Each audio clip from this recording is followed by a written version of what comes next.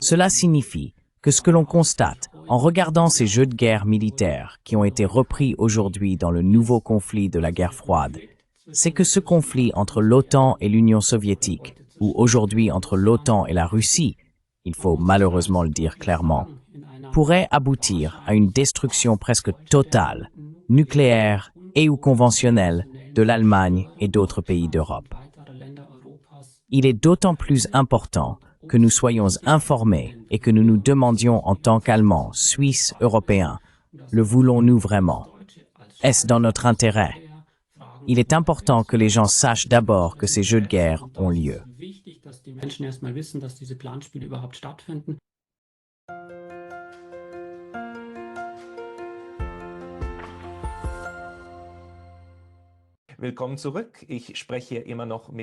Bienvenue de retour.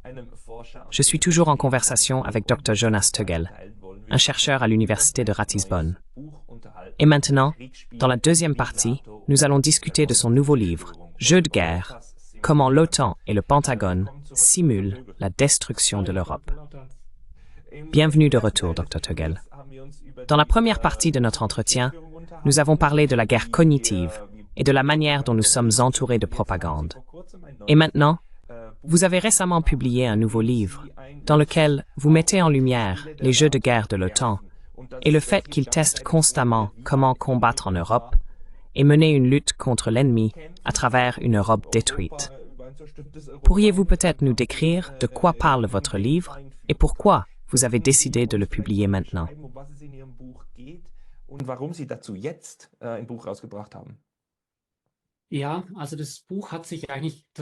Oui, donc le livre s'est en fait logiquement développé à partir de mon premier livre, Guerre cognitive.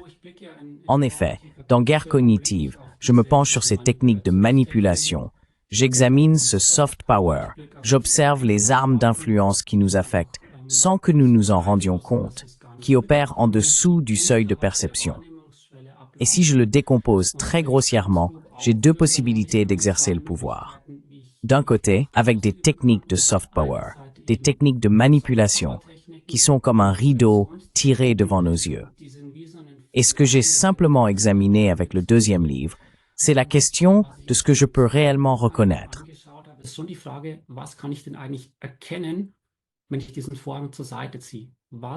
Si je tire ce rideau de côté, quels sont les aspects importants que nous ne voyons peut-être pas?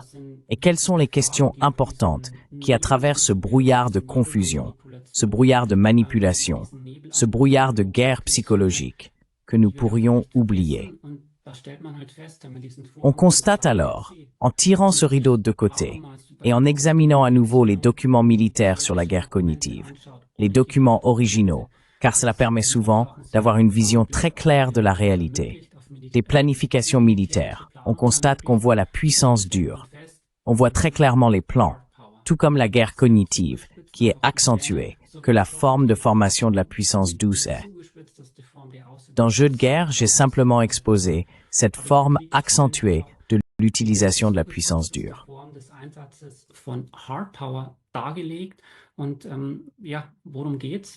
Et oui, de quoi s'agit-il? Il s'agit de jeux de guerre militaires, qui se déroulent en fait depuis la fin de la Seconde Guerre mondiale. Et à l'époque, les États-Unis étaient bien sûr les seuls à posséder la bombe atomique. Jusqu'en 1949, il n'y avait pas de concurrent dans le monde qui possédait également cette bombe atomique. Ensuite, l'Union soviétique a également mené des tests réussis. Et les États-Unis se sont alors dit, le Royaume-Uni s'est également dit, bon sang, nous devrions en fait maintenant exploiter notre position dominante que nous avons. Et à l'époque, il y avait des plans pour en fait envahir la Russie.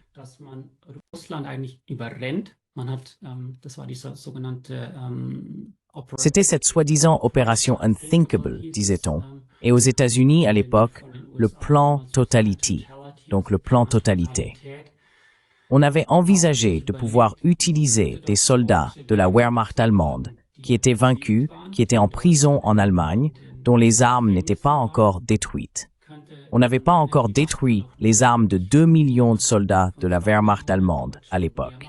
et on voulait envahir l'Union soviétique, également avec l'aide des soldats de la Wehrmacht allemande qu'on venait de vaincre. Donc, cela semble d'abord incroyable, mais ce sont des documents originaux qui montrent ce que les jeux de plans étaient après la fin de la Seconde Guerre mondiale.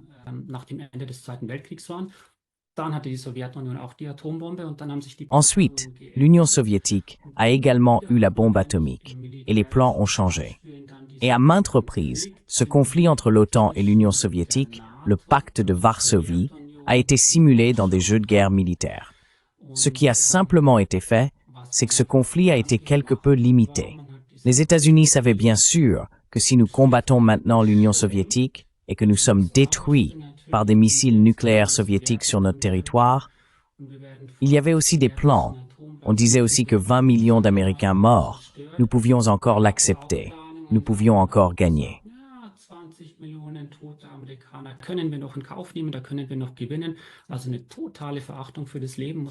Donc, un mépris total pour la vie, il faut vraiment le dire.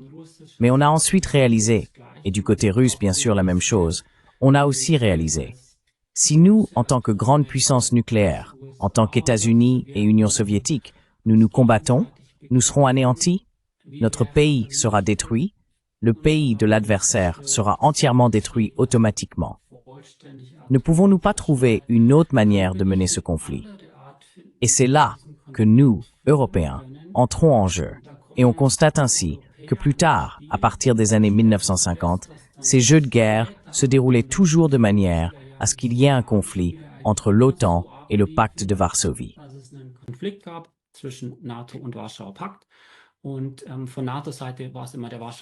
Du côté de l'OTAN, c'était toujours le pacte de Varsovie qui avançait.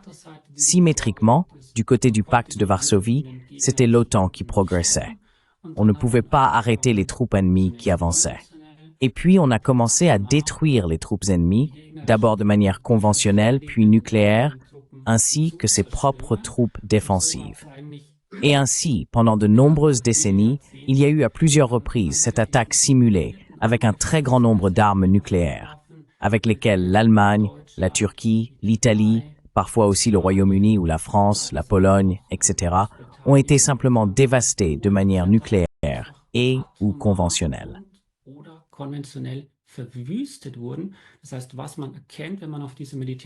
Cela signifie que ce que l'on constate en regardant ces jeux de guerre militaires qui ont été repris aujourd'hui dans le nouveau conflit de la guerre froide, c'est que ce conflit entre l'OTAN et l'Union soviétique, ou aujourd'hui entre l'OTAN et la Russie, il faut malheureusement le dire clairement, pourrait ou conduirait probablement à une destruction presque totale, nucléaire et ou conventionnelle, de l'Allemagne et d'autres pays d'Europe. Il est d'autant plus important que nous soyons informés et que nous nous demandions en tant qu'Allemands, Suisses, Européens, est-ce que nous le voulons vraiment? Est-ce dans notre intérêt? Et il est important que les gens sachent d'abord que ces jeux de guerre ont lieu. C'est aussi la raison pour laquelle ce livre a été écrit. Il s'agit vraiment d'éclairer.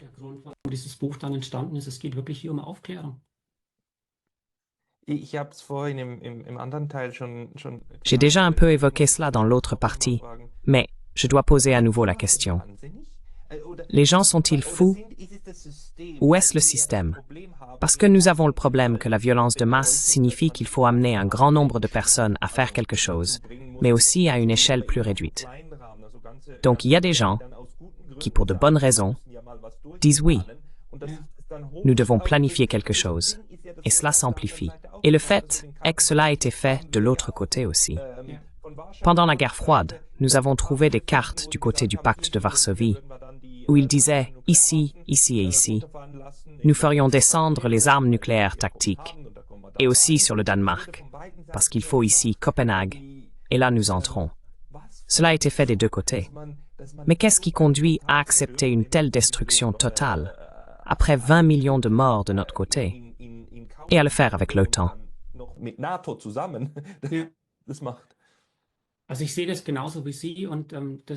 Je le vois de la même manière que vous, et c'est bien sûr aussi une raison pour laquelle j'ai écrit ce livre. Ce sentiment personnel d'être concerné, on se dit, vraiment? Vous faites vraiment ça? Ce sont vos plans? Oui, c'est bien ce qui est écrit dans les documents. Et ce qu'on comprend, ou commence à comprendre, et c'est aussi la leçon, bien sûr, des lanceurs d'alerte. Il y a des lanceurs d'alerte, il y a aussi parfois des généraux, etc., qui ont d'abord participé à ces stratégies du côté des États-Unis. Tu le vois aussi, escalation dominance. Donc nous voulons toujours avoir la possibilité d'en rajouter une couche.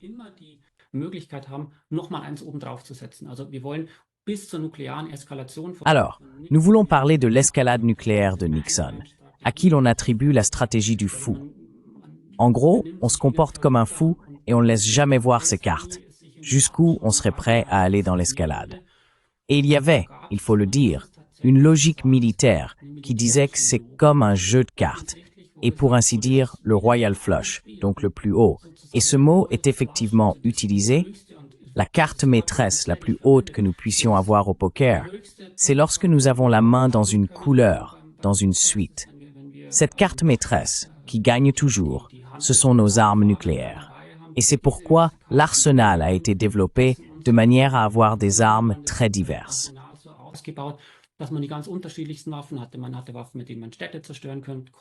On avait des armes capables de détruire des villes, des armes capables de détruire les silos nucléaires ennemis, des armes qu'on pouvait lancer depuis les sous-marins, des armes qu'on pouvait tirer depuis les chars, des armes encore plus petites, comme de petites bazookas. Il y avait cette Atomic Annie qui a été stationnée en Allemagne. Donc on a vraiment mis le paquet dans ce domaine de la puissance militaire. Et ce qui n'apparaît absolument pas, et c'est ce que vous dites, c'est ce respect pour la vie. Mais ce sont vraiment des planifications militaires purement pragmatiques.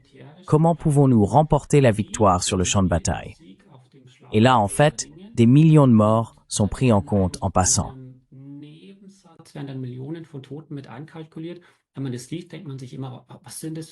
Quand on lit cela, on se demande toujours qui sont ces gens. Et les lanceurs d'alerte disent parfois effectivement, nous avions affaire, comme ils disent, à des fous, des deux côtés des militaires, à qui il fallait sans cesse expliquer laborieusement, les gars, une guerre nucléaire n'est en fait pas faisable. Et puis ils étaient toujours un peu déçus parce qu'ils avaient alors réfléchi, par exemple, Colin Gray, qui était conseiller de Reagan à l'époque, il avait dit, donc les États-Unis, ils doivent enfin revenir à rendre une guerre nucléaire faisable. Et puis il y avait bien sûr aussi ce programme avec ce SDI, donc cette initiative où l'on essayait d'établir des systèmes de défense dans l'espace pour intercepter les missiles nucléaires ennemis lancés dans ce cas simplement depuis l'Union soviétique.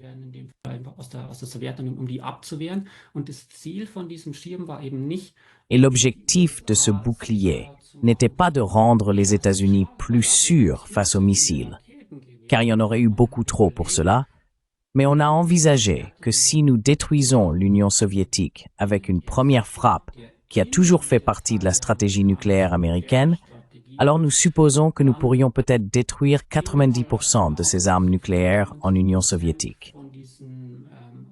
Mais il pourrait encore en lancer quelques-unes sur nous. Et c'est là que nous avons besoin de notre Star Wars, notre bouclier spatial qui nous protège. Cela signifie que c'était en fait une pièce du puzzle de la stratégie de première frappe nucléaire.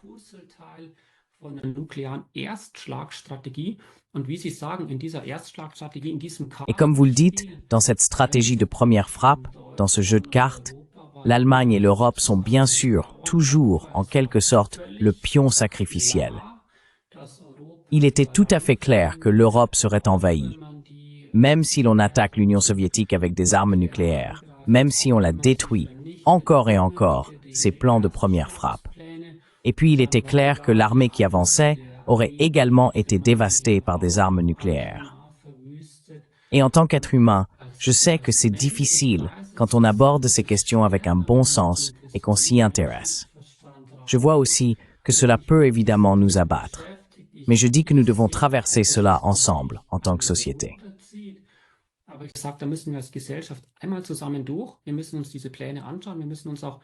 Nous devons examiner ces plans. Nous devons également nous pencher sur la logique militaire, qui n'a absolument aucun respect pour les êtres humains. Aucun. Des millions de morts sont simplement empilés les uns sur les autres. C'est une note de bas de page, une statistique. Et à la fin, il ne s'agit que de savoir où peut-être encore quelques personnes vivent. Et c'est ce qu'on appelle alors une victoire.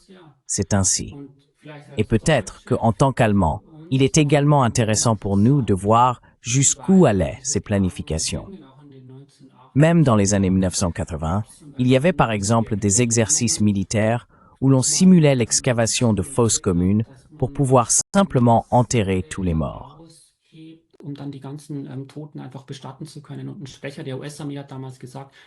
Et un porte-parole de l'armée américaine a dit à l'époque que c'était une chose très respectueuse que nous ayons simplement creusé ces fosses communes ici à Hanau. Et là, on se rend compte, comme vous le dites, c'est fou. Mais nous devons vraiment y prêter attention, même si c'est difficile. Nous devons porter ce regard et nous demander ce qui est planifié. Et qu'est-ce qui est simulé? Et cela est encore simulé aujourd'hui. Par exemple, avec Steadfast Noon, qui a lieu chaque année, un grand exercice de l'OTAN, le déploiement d'armes nucléaires. La question est de savoir où ces armes nucléaires seraient larguées. On suppose toujours que ce serait dans certaines parties de l'Europe, que ce serait dans certaines parties de la Russie occidentale. Cela signifie que ce champ de bataille nucléaire existe toujours.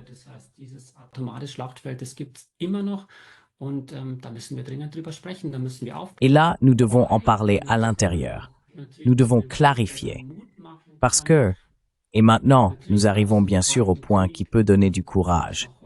Bien sûr, il y avait, pendant la guerre froide, et il y a encore aujourd'hui des militaires qui réfléchissent très durement à comment nous pouvons gagner. Et ils ont toujours été un peu agacés par l'opinion publique, par ce désir public de paix, au point de se dire « bon sang, nous ne pouvons pas vraiment aller de l'avant », parce que nous le savons aussi de la guerre cognitive. L'importance de l'opinion publique est centrale. Vous ne pouvez pas mener une guerre contre l'opinion publique. Et l'opinion publique à l'époque, si nous pensons par exemple au Pershing 2 qui devait être stationné en Europe, des millions de personnes sont descendues dans la rue. Elles ont dit « nous ne voulons pas de cela ».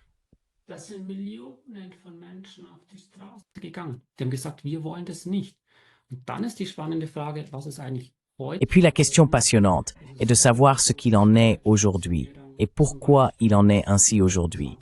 Que nous avons le déploiement, par exemple maintenant en 2026, c'est prévu, de systèmes de missiles américains, ce système Tomahawk. Alors, il y a ce déploiement. Nous avons des armes hypersoniques qui sont encore en cours de développement. Nous avons des missiles de défense qui, nous le savons, peuvent également avoir une fonction offensive dans tout ce contexte. Et la résistance de la population est relativement faible. Elle est relativement alarmante. Et là, je dis qu'il faut la conscience de la population. Cela nécessite définitivement un mouvement pacifiste qui présente ce désir de paix, s'oppose à une possible escalade militaire et à toute cette folie.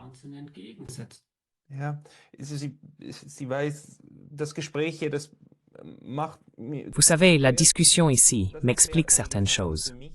Par exemple, le fait qu'un phénomène de la guerre actuelle, Russie-Ukraine et Russie-OTAN, et la guerre cognitive qui en découle, et qu'une bonne partie du mouvement pacifiste a pu être intégrée. Résumé dans la maxime de Jens Stoltenberg, les armes sont le chemin vers la paix. Une bonne partie, surtout du mouvement pacifiste de gauche, l'a cru. Les Verts étaient déjà bien plus en avance sur ce point.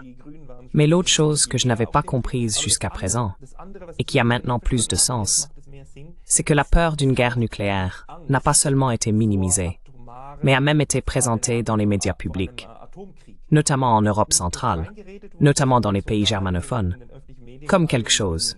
Si on en a peur, alors on a déjà cru à Poutine.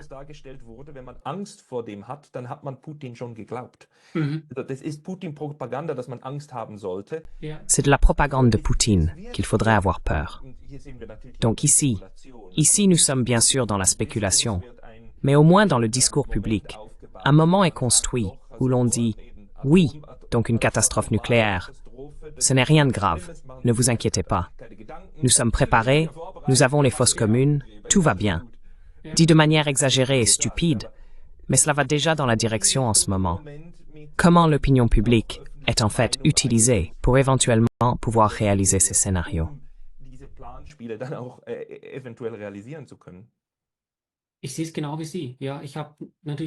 Je le vois exactement comme vous. J'ai bien sûr fait les mêmes observations, et c'était aussi une des raisons pour lesquelles j'ai dit qu'il était vraiment important de porter les jeux de simulation dans le discours public. Car il y avait effectivement, comme vous le dites, ces annonces dans le sens de « ces cibles seraient les premières que l'OTAN attaquerait en cas d'attaque nucléaire russe ». Et le message sous-jacent était « en cas de guerre nucléaire, nous avons tout sous contrôle. Nous la gagnerons, nous sommes bien préparés. » Et bien sûr, c'est déjà un jeu de cartes.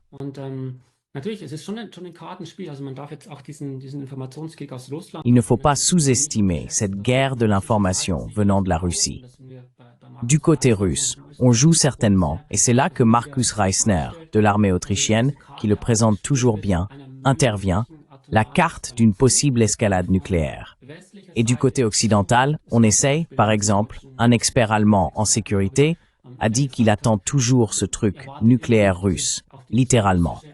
Et comme vous le dites, on s'en moque en fait. On présente tout cela comme ridicule, car on ne veut évidemment pas que la Russie ait la possibilité de susciter des peurs ici.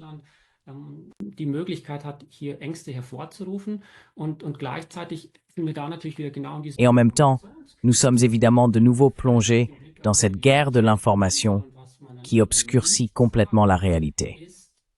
Et ce qu'on ne dit pas, c'est que ces échanges nucléaires sont bien sûr pratiqués, qu'ils sont simulés, et qu'ils ont jusqu'à présent toujours abouti à la destruction de l'Allemagne et d'autres pays européens. Cela, on ne le dit pas.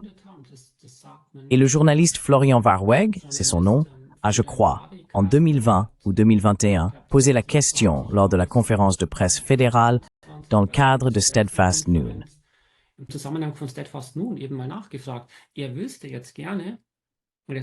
Il aimerait maintenant savoir, et c'est la question décisive, si le largage de bombes atomiques qui seraient stockées en Allemagne, à Buchel, avec des chasseurs F-35 que les Allemands achètent aux Américains, si avec ces chasseurs des bombes atomiques américaines sous commandement des États-Unis, mais qui sont stockées en Europe, probablement en Allemagne, sur l'Allemagne, si cela fait partie de la doctrine de l'OTAN.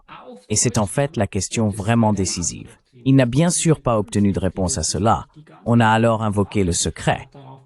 Mais je dis que pour ces questions, nous avons besoin de réponses, car elles concernent directement notre destin.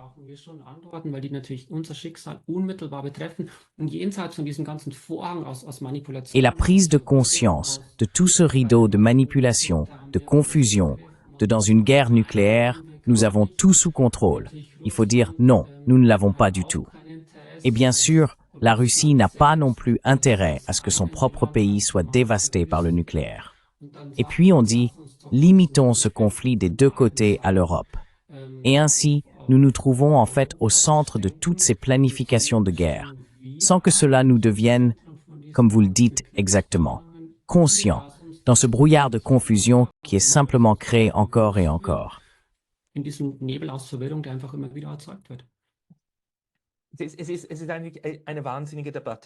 C'est en fait un débat insensé. Mais ce qui est insensé, c'est que le débat a réellement lieu et que nous sommes dans ce mouvement. Une petite parenthèse. La Suisse a longtemps envisagé de fabriquer elle-même des armes nucléaires, dans les années 60 et 70. Et le moment décisif pour ne pas le faire, pour finalement décider de ne pas le faire, a été lorsqu'il est devenu clair que la doctrine de défense suisse stipulait que nous n'utilisons nos armes que sur notre propre territoire. Et quand il est devenu clair ce qu'un incident nucléaire signifierait, utiliser des armes nucléaires sur son propre territoire, alors c'est toujours absurde, n'est-ce pas?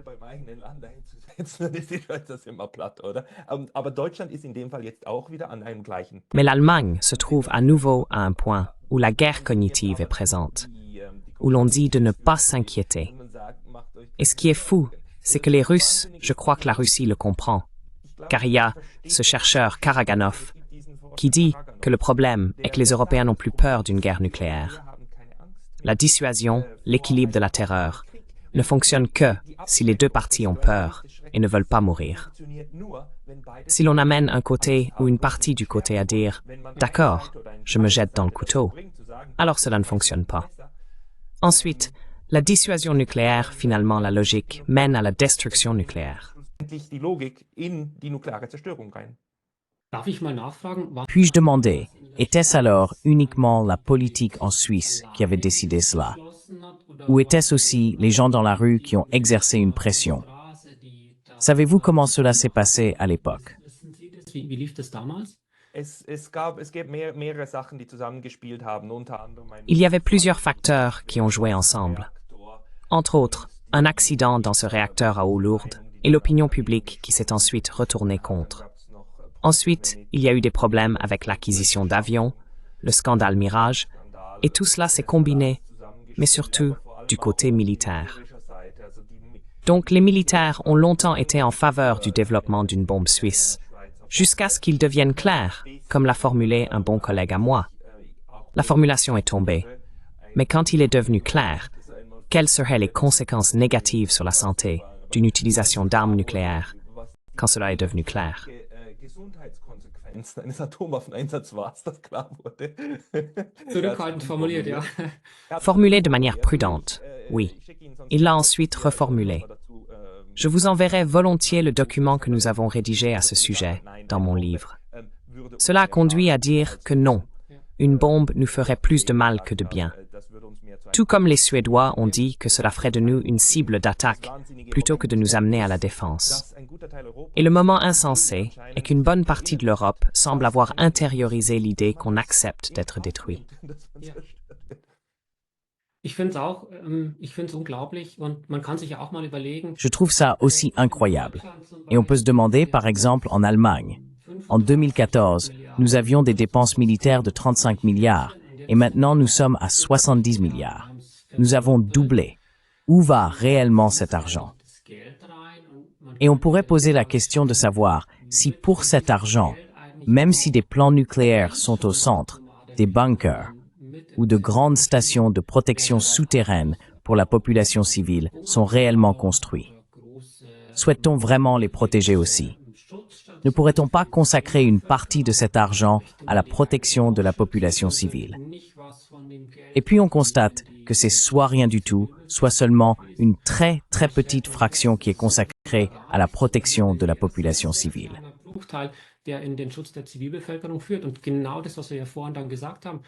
Et c'est exactement ce que nous avons dit plus tôt. Ce sont vraiment ces logiques militaires qui sous-tendent le fait que la propre population ne joue pas un rôle prioritaire dans ces planifications, mais on manipule vraiment des millions de victimes. Et comme vous le dites, il semble vraiment manquer cette conscience en ce moment. Le TASS s'est récemment demandé un instant où est le mouvement pacifiste en Allemagne. Ces armes sont-elles stationnées? Et comme vous le dites, l'Allemagne devient alors aussi une cible potentielle.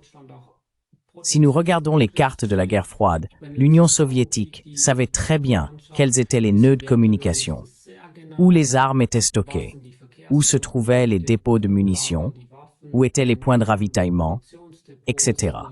Et bien sûr, ils étaient des cibles d'attaque privilégiées dans la guerre, car ils devaient d'abord neutraliser ces points.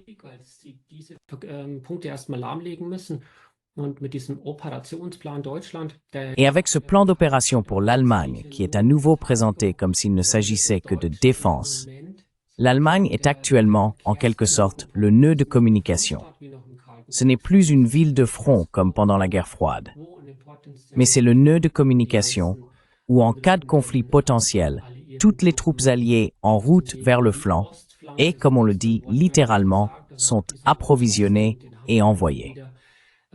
Et bien sûr, en tant que nœud de communication, la question se pose de savoir si cela ne fait pas de l'Allemagne une cible potentielle pour une attaque de la Russie, à sa Russie.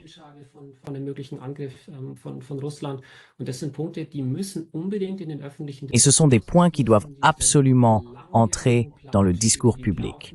Ces jeux de guerre de longue date qui se déroulent, qui reviennent sans cesse. Abe Larker, Steadfast Defender, Steadfast Noon, que nous avons aujourd'hui. Nous avions à l'époque carte blanche dans les années 1950. Nous avions ce Vintage CMX de 1989. Je les ai tous listés en détail dans le livre. Mais l'idée de base, si on la comprend, L'Allemagne et l'Europe sont totalement dévastées dans ces plans. Alors nous devons vraiment nous demander aujourd'hui, est-ce que nous voulons cela? Voulons-nous cet armement?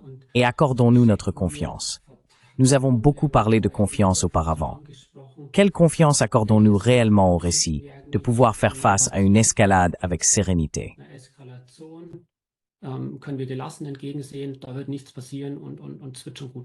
Il ne se passera rien et tout ira bien. Ce n'est tout simplement pas le cas. Les documents militaires le disent clairement. Les militaires veulent évidemment faire leur truc. Ils ne veulent pas que la population soit au courant. Il est d'autant plus important que nous sensibilisions à ce sujet, que nous orientions le discours public et l'attention sur ce risque d'escalade. Car je le répète, il n'y a pas de forme plus aiguë d'utilisation de la puissance dure que l'utilisation des armes nucléaires. Tout comme il n'y a pas d'utilisation plus aiguë de la puissance douce que la guerre cognitive.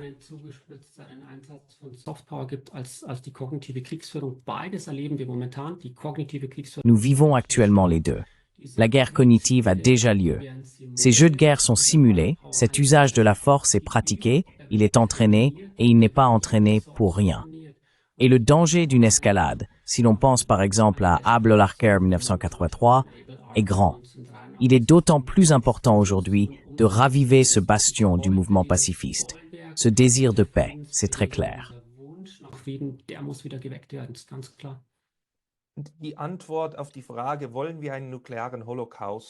La réponse à la question de savoir si nous voulons un holocauste nucléaire en Europe est claire.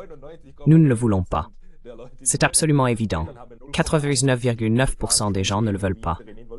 Et puis, il y a 0,1% qui sont d'une manière ou d'une autre impliqués dans ces jeux de stratégie et qui, peut-être, par banalité du mal ou par stupidité, ne se rendent pas compte de ce que cela signifierait réellement à grande échelle. La question est donc plutôt, que faire contre cela? Comment ramener cela au droit de défense de la société?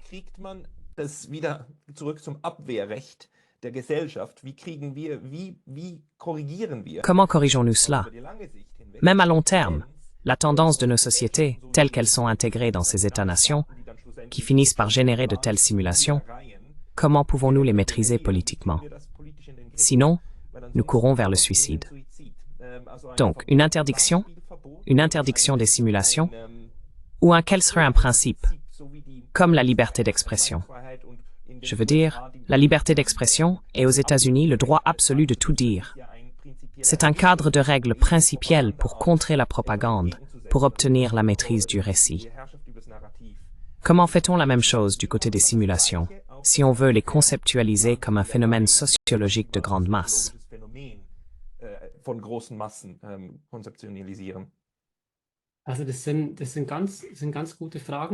Ce sont de très bonnes questions. Si je le décompose, chez Kant, il utilise des mots un peu différents pour cela. Mais il y a cette distinction entre la forme de l'État et la forme de gouvernement.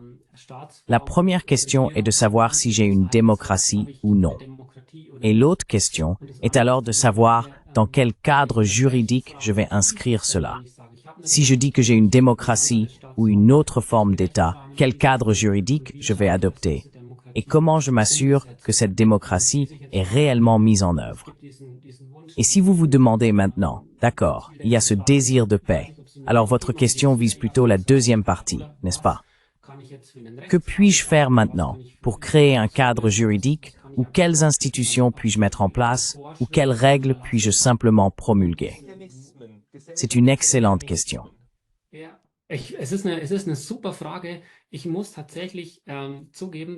Je dois admettre que je suis un peu plus concentré sur l'opinion publique. Je dis que si l'opinion publique est contre ces jeux de guerre et que la conscience de ce qui est en jeu est grande, si ce désir public de paix est fort, si les gens savent que la guerre cognitive a lieu, si les gens savent que chaque année, l'OTAN organise des jeux de guerre où l'on s'entraîne à larguer des armes nucléaires, si les gens savent qu'en Russie, tout comme en Ukraine, en Chine, au Kazakhstan, en Allemagne, en Suisse, en Italie, partout vivent des gens qui ne veulent en réalité que la paix.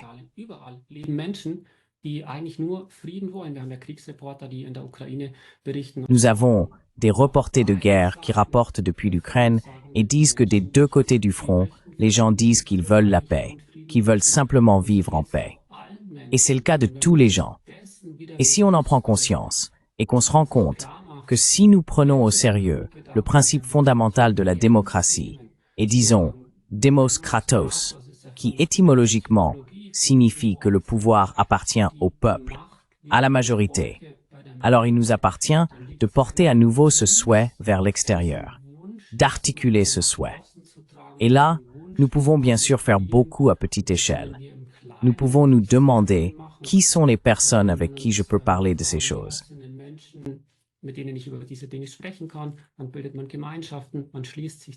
Ensuite, on forme des communautés, on se regroupe et on veille simplement à créer cette conscience à petite échelle, à renforcer ce désir de paix.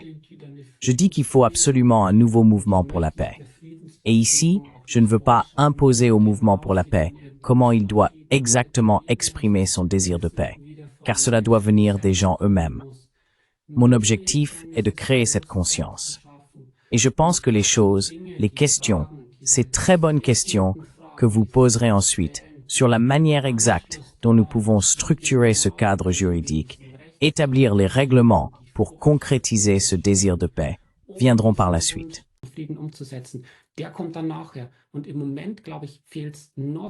Et en ce moment, je crois qu'il manque encore ce désir de paix de la population, cette conscience de la population, ce qui doit probablement être considéré comme un succès de la guerre cognitive, que ce désir s'est affaibli. Et quand ce désir sera de nouveau présent, quand cette conscience sera de nouveau là, alors je dis, nous pourrons échanger ensemble précisément avec les propositions que vous avez faites sur le cadre juridique dans lequel nous pourrons les intégrer. Mais ça vient à mon avis en second lieu.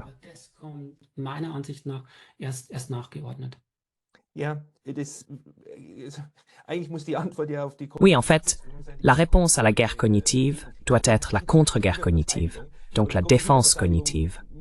Et la défense cognitive doit d'abord fonctionner par la connaissance, c'est-à-dire l'autonomisation, que nous fassions ce que vous faites, écrire un livre ou que nous le diffusions, afin que cela soit reconnu. Car la disposition intérieure des gens est de ne pas se suicider. Donc, pas en masse en tout cas. Mais cela répond à cette question très importante, à savoir l'intégration du mouvement pacifiste classique dans le mouvement de guerre. C'est un grand succès de la guerre cognitive. Et le problème est que nous le faisons.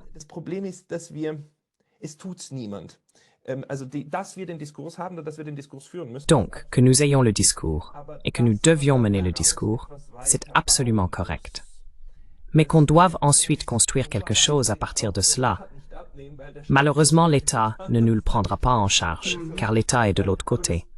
Mais en ce moment, des gens se regroupent déjà, disant que nous devons construire quelque chose.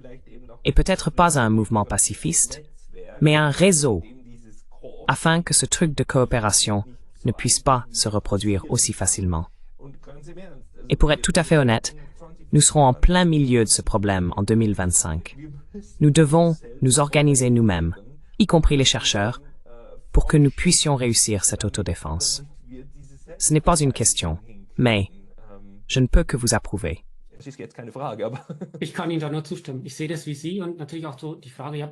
Je le vois comme vous, et bien sûr aussi la question, oui, quand a lieu réellement la guerre cognitive? Oui, aujourd'hui, chaque jour. Quand ces jeux de guerre ont-ils lieu? Oui, aujourd'hui, chaque jour. Cela signifie, exactement comme vous le dites, que nous sommes en plein milieu de ce combat pour nos pensées et nos sentiments. Nous sommes en plein milieu de ces considérations militaires. Nous sommes en plein milieu d'une possible escalade militaire. Et je pense aussi, bien sûr, qu'il ne faut pas sous-estimer cette question. D'accord, où est le mouvement pacifiste? D'une part, il n'est pas si visible.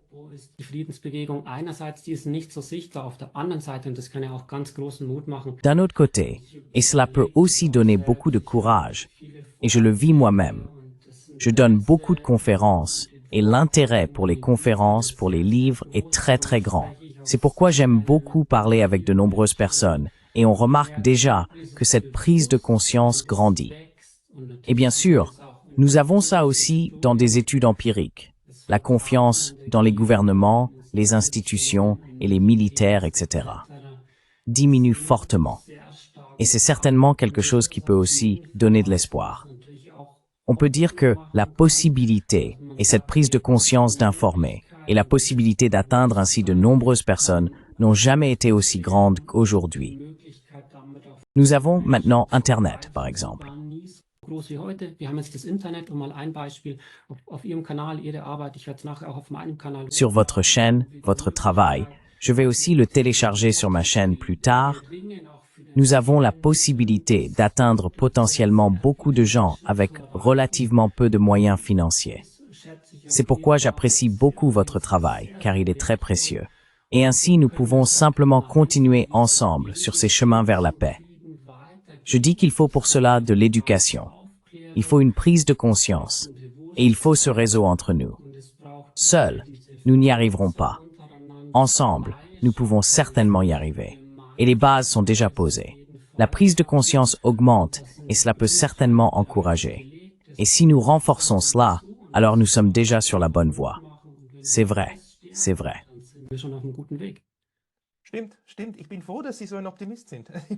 Je suis heureux que vous soyez un tel optimiste.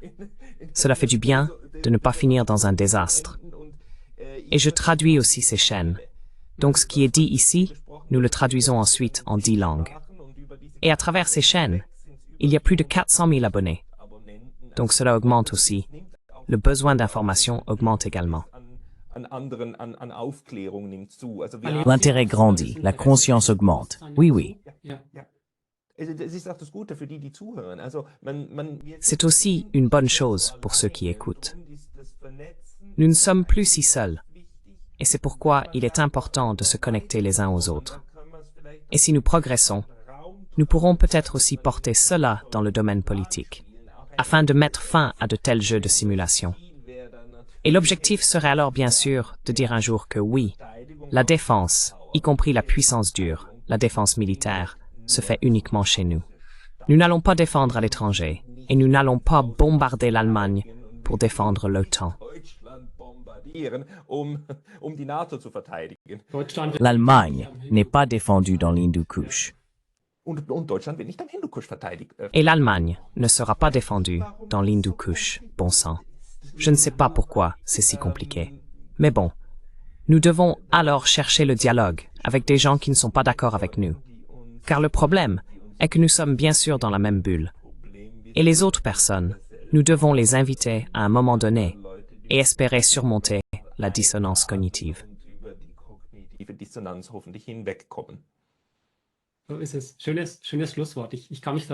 C'est exact. Belle conclusion.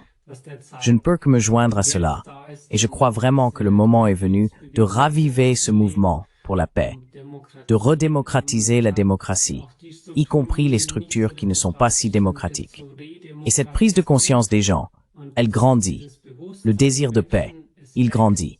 Et cela peut vraiment donner du courage. Nous devons renforcer cela. Nous devons nous concentrer là-dessus.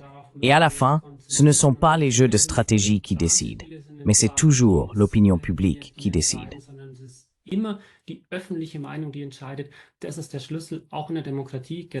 C'est la clé, même en démocratie, surtout en démocratie. Et je m'engage fortement pour cela. Je suis vraiment convaincu que nous pouvons surmonter la guerre cognitive. Nous pouvons surmonter la division. Nous pouvons surmonter cette puissance dure qui fait peur.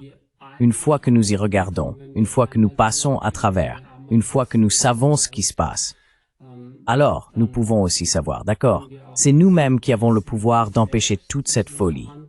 Et c'est une folie. Et je suis vraiment fermement convaincu que nous pouvons y arriver.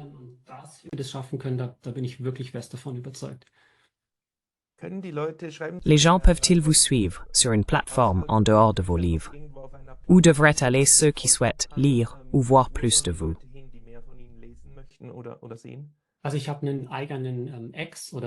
Alors, j'ai ma propre chaîne X ou Twitter, et j'ai ma propre chaîne YouTube, où l'on peut maintenant trouver ces interviews que je mène. Récemment, par exemple, j'ai parlé avec Willy Wimmer, un témoin de son temps très intéressant, qui a joué un rôle clé en 1989 pour mettre fin à ce jeu de simulation. Cela signifie qu'il était l'un des très rares politiciens à avoir dit « Attendez une minute. Avec moi, il n'y a pas d'accord pour des bombes atomiques américaines ou de l'OTAN en Allemagne. » Un homme très courageux qui s'est simplement opposé à cette folie à l'époque. Et ainsi, j'essaie simplement de porter ces choses à l'attention du public. La chaîne Twitter, la chaîne YouTube sont pour le moment, ainsi que mon propre site web, que nous pouvons également lier en bas. Les canaux par lesquels je communique avec les gens, l'intérêt est très grand. Cela me procure beaucoup de plaisir, ainsi que l'intérêt pour les conférences. Et donc je pense qu'il est déjà possible de rendre ce travail de sensibilisation accessible à un très grand nombre de personnes.